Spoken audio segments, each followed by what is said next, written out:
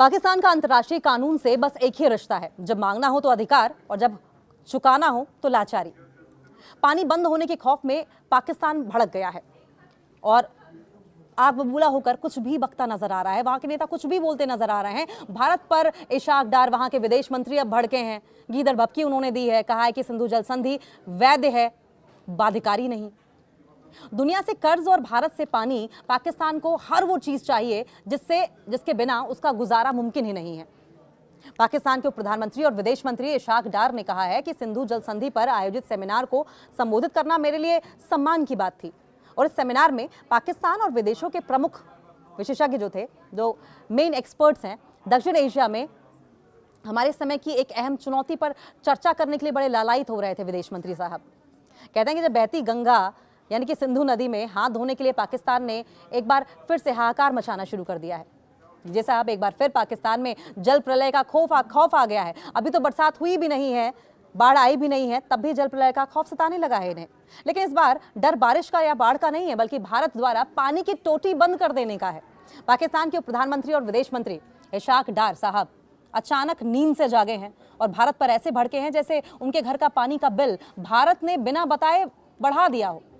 डार साहब ने एक शानदार सेमिनार में अपनी पूरी ताकत झोंकते हुए दुनिया को याद दिलाया, सुनो रे भाई, सिंधु जल संधि वैध है, बाध्यकारी है। अब कोई इनसे पूछे कि जब आपके देश में आटा, बिजली, पेट्रोल और यहाँ तक कि सरकारी गाड़ियाँ तक बाध्यकारी रूप में बिक रही थी, तो आपको ये कानून शब्द क्यों नहीं याद आया उस वक्त? लेकिन बात जैसे ही पानी की आई तो डार साहब को अंतर्राष्ट्रीय कानून की पेचीदगियां, सारे पोथी पत्तर एक साथ याद आ गए। पाकिस्तान के उप प्रधानमंत्री इशाक डार ने यह कहा कि उनका देश सिंधु जल संधि को रद्द करने के भारत के फैसले को खारिज करता है और कहा कि ये अब भी वैध है, बाध्यकारी है और लागू है।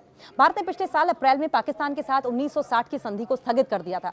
ये कदम फरवरी में पहलगाम में हुए आतंकी हमले के बाद उठाया गया था, जिसमें 26 लोग मारे गए थे। एक साथ 26 लोगों को बेरहमी से मार दिया गया था। लेकिन सेमिनार में बोलने का मजा उठा रहे हैं इशाक डार और उन्हें यह लग रहा है कि बहुत बड़ी उपलब्धि हो गई है। और क्या कर रहे हैं, सेमिनार में रोने धोने का मंच सजाया गया था। दरअसल डार साहब बड़े गर्व से कह रहे हैं कि उन्हें इस सेमिनार को संबोधित करके गर्व महसूस हो रहा है, जहां देश विदेश के एक्सपर्ट्स ने दक्षिण एशिया की, साउथ एशिया की सबसे बड़ी चुनौती पर चर्चा की। अब बंद कमरों में बैठकर मुफ्त की चाय समोसे खाते हुए पानी की कमी पर भाषण देना तो पाकिस्तान के हुक्मरानों की पुरानी आदत है। एक्सपर्ट्स ने भी सिर खुजलाते हुए ये कंक्लूजन निकाला होगा कि जनाब, अगर सच में भारत ने पानी रोक दिया तो हमारे पास कश्मीर का पुराना राग अलापने के अलावा कुछ भी नहीं बचेगा, आंसू भी नहीं बचेंगे। इशाक डार ने और क्या कुछ कहा। रेडियो पाकिस्तान की खबर के मुताबिक इस्लामाबाद में सिंधु जल संधि पर आयोजित एक संगोष्ठी आयोजित की गई थी। इसे इशाक डार संबोधित कर रहे थे और एक छोटी सी संगोष्ठी को संबोधित करके इसे बहुत बड़ी उपलब्धि मान रहे हैं। और क्या कहा उन्होंने? डार ने दावा किया कि कोई भी पक्ष एक तरफा तौर पर ऐसी ट्रीटी के तहत अपनी जिम्मेदारियों को स्थगित या समाप्त नहीं कर सकता जिसमें ऐसा कोई प्रावधान ना हो। उन्होंने कहा कि सिंधु जल संधि केवल पानी के बंटवारे की व्यवस्था नहीं है, बल्कि क्षेत्रीय शांति, स्थिरता और सहयोग का एक अहम साधन है। क्षेत्रीय शांति, स्थिरता और सहयोग का एक अहम साधन है। लेकिन पहलगाम में जिस तरीके से पाकिस्तान की ओर से 26 मासूम लोगों को बेरहमी से मौत के घाट उतार दिया, तब पाकिस्तान को शांति, स्थिरता और सहयोग की याद नहीं आई थी। पाकिस्तान का अंतर्राष्ट्रीय कानून से बस एक ही रिश्ता है, जब मांगना हो तो अधिकार, जब चुकाना हो तो लाचारी। ये बात फिर से साबित हो गई। भारत ने तो सिर्फ नदियों का पानी रोकने की बात की है। डार साहब के आंसू तो सेमिनार में अभी से बहने लगे हैं। बिना पानी तो पाकिस्तान में कश्मीर राग गाने वालों के गले भी सूख जाएंगे, तो कश्मीर राग कैसे गाएंगे? कश्मीर राग गाने के लिए भी तो गला तर करना ही पड़ेगा। इशाक डार ने गीदड़ भभकी दी। मंत्री ने कहा कि साझा जल संसाधन सहयोग, बातचीत और अंतर्राष्ट्रीय कानून के सम्मान के आधार पर देश के बीच एक ब्रिज बने रहना चाहिए, एक सेतु बने रहना चाहिए, ताकि प्रेजेंट में और फ्यूचर में जो पीढ़ियां हैं, आने वाली पीढ़ियां हैं, उनका भला हो सके। उन्होंने दावा किया कि पाकिस्तान को सही तौर पर जो पानी आवंटित होना चाहिए, उस पानी से वंचित करने की किसी भी कोशिश के क्षेत्रीय शांति और सुरक्षा पर बहुत ही सीरियस रिपरकशंस होंगे, बहुत ही गंभीर परिणाम होंगे। लोन की किश्त चुकाने की औकात नहीं है और चले हैं भारत को बाध्यकारी संधियों की पाठ पढ़ाने। घर में पीने का पानी नहीं है, पर दुनिया भर के एक्सपर्ट्स को चाय पर बुलाकर पानी बचाने का सेमिनार चला रहे हैं। कर्ज तो चुकाया नहीं, पानी पर अधिकार जमा रहे हैं।